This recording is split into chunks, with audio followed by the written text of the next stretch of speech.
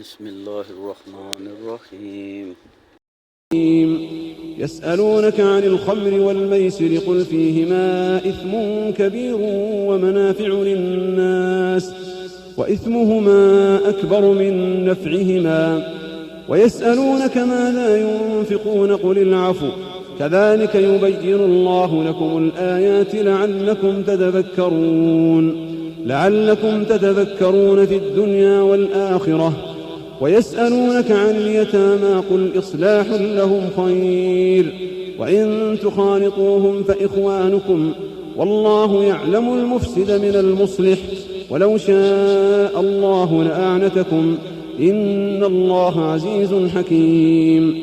ولا تنكحوا المشركات حتى يؤمن ولأمة مؤمنة خير من مشركة ولو أعجبتكم ولا تنكحوا المشركين حتى يؤمنوا ولعبد مؤمن خير من مشرك ولو أعجبكم أولئك يدعون إلى النار والله يدعو إلى الجنة والمغفرة بإذنه ويبين آياته للناس لعلهم يتذكرون.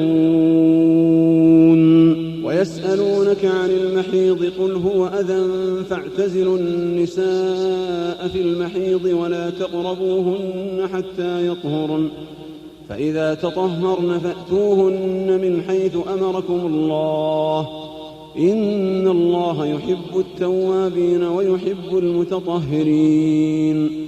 نساؤكم حرث لكم فأتوا حرثكم أنى شئتم وقدموا لأنفسكم واتقوا الله واعلموا أنكم ملاقوه وبشر المؤمنين. ولا تجعلوا الله عرضة لأيمانكم أن تبروا وتتقوا وتصلحوا بين الناس والله سميع عليم. لا يؤاخذكم الله باللغو في أيمانكم ولكن يؤاخذكم بما كسبت قلوبكم والله غفور حليم.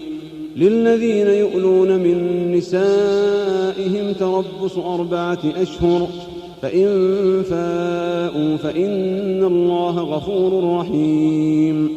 وإن عزموا الطلاق فإن الله سميع عليم. والمطلقات يتربصن بأنفسهن 3 قروء ولا يحل لهن أن يكتمن ما خلق الله في أرحامهن إن كن يؤمن بالله واليوم الآخر وبعولتهن أحق بردهن في ذلك إن أرادوا إصلاحا ولهن مثل الذي عليهن بالمعروف وللرجال عليهن درجة والله عزيز حكيم. الطلاق 2 فإمساك بمعروف أو تسريح بإحسان. ولا يحل لكم أن تأخذوا مما آتيتموهن شيئا إلا أن يخافا ألا يقيما حدود الله فإن خفتم ألا يقيما حدود الله فلا جناح عليهما فيما افتدت به تلك حدود الله فلا تعتدوها ومن يتعد حدود الله فأولئك هم الظالمون. فإن طلقها فلا تحل له من بعد حتى تنكح زوجا غيره فإن طلقها فلا جناح عليهما أن يتراجعا إن ظنا أن يقيما حدود الله وتلك حدود الله يبينها لقوم يعلمون. وإذا طلقتم النساء فبلغن أجلهن فأمسكوهن بمعروف أو سرحوهن بمعروف ولا تمسكوهن ضرارا لتعتدوا ومن يفعل ذلك فقد ظلم نفسه. ولا تتخذوا آيات الله هزوا واذكروا نعمة الله عليكم وما أنزل عليكم من الكتاب والحكمة يعظكم به واتقوا الله واعلموا أن الله بكل شيء عليم. وإذا طلقتم النساء فبلغن أجلهن فلا تعضلوهن أن ينكحن أزواجهن إذا تراضوا بينهم بالمعروف، ذلك يوعظ به من كان منكم يؤمن بالله واليوم الآخر، ذلكم أزكى لكم وأطهر، والله يعلم وأنتم لا تعلمون.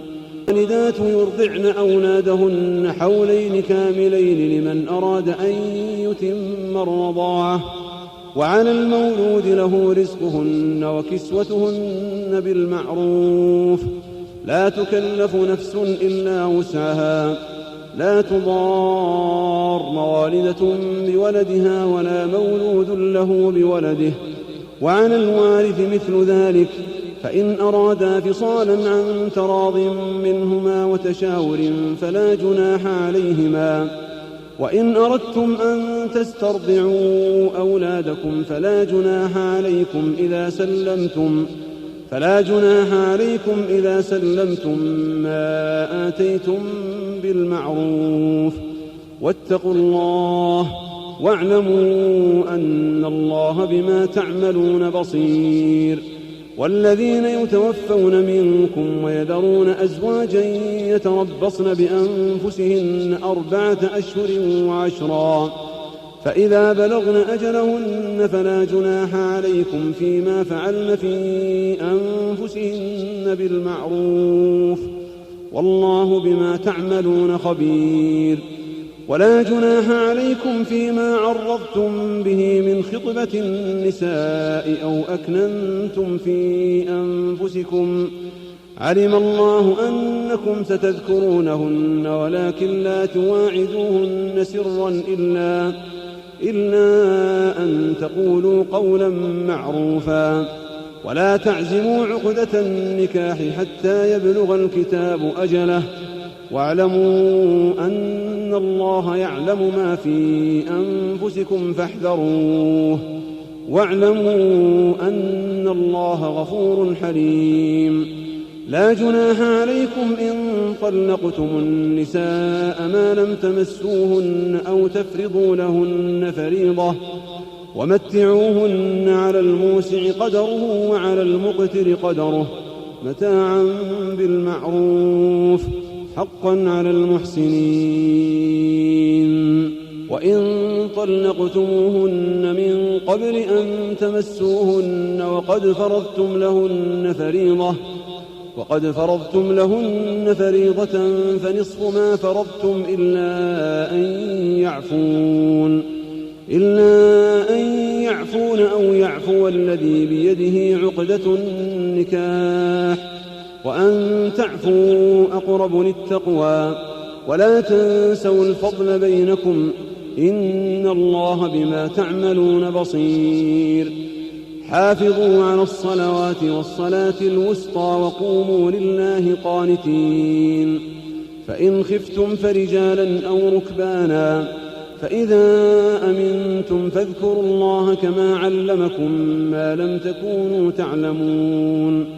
والذين يتوفون منكم ويذرون أزواجا وصية لأزواجهم متاعا إلى الحول غير إخراج، فإن خرجن فلا جناح عليكم فيما فعلن في أنفسهن من معروف، والله عزيز حكيم.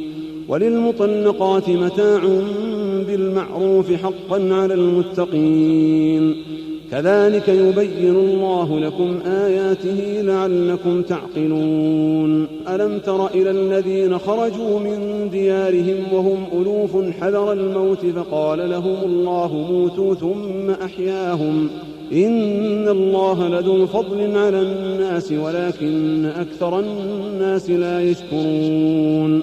وقاتلوا في سبيل الله واعلموا أن الله سميع عليم. من ذا الذي يقرض الله قرضا حسنا فيضاعفه له أضعافا كثيرة، والله يقبض ويبسط وإليه ترجعون.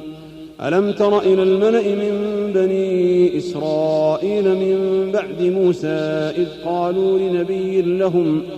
إذ قالوا لنبي لهم ابعث لنا ملكا نقاتل في سبيل الله قال هل عسيتم إن كتب عليكم القتال ألا تقاتلوا قالوا وما لنا ألا نقاتل في سبيل الله وقد أخرجنا من ديارنا وأبنائنا فلما كتب عليهم القتال تولوا إلا قليلا منهم والله عليم بالظالمين وقال لهم نبيهم إن الله قد بعث لكم طالوت ملكا قالوا أنى يكون له الملك علينا ونحن أحق بالملك منه ولم يؤت سعة من المال قال إن الله اصطفاه عليكم وزاده بسطة في العلم والجسم والله يؤتي ملكه من يشاء والله واسع عليم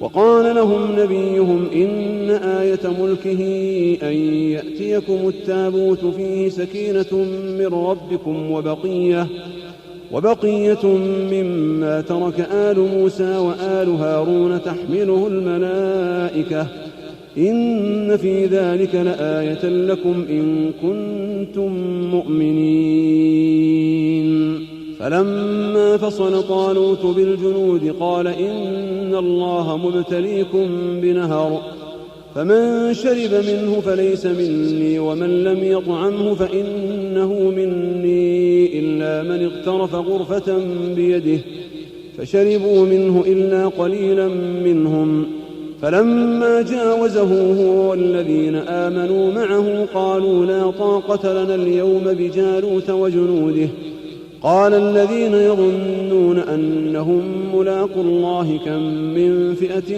قليلة غلبت فئة كثيرة بإذن الله والله مع الصابرين ولما برزوا لجالوت وجنوده قالوا ربنا أفرغ علينا صبرا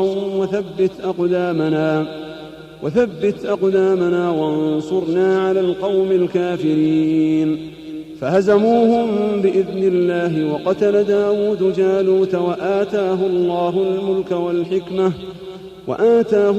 الملك والحكمة وعلمه مما يشاء ولولا دفع الله الناس بعضهم ببعض لفسدت الأرض ولكن الله ذو فضل على العالمين تلك آيات الله نتلوها عليك بالحق وإنك لمن المرسلين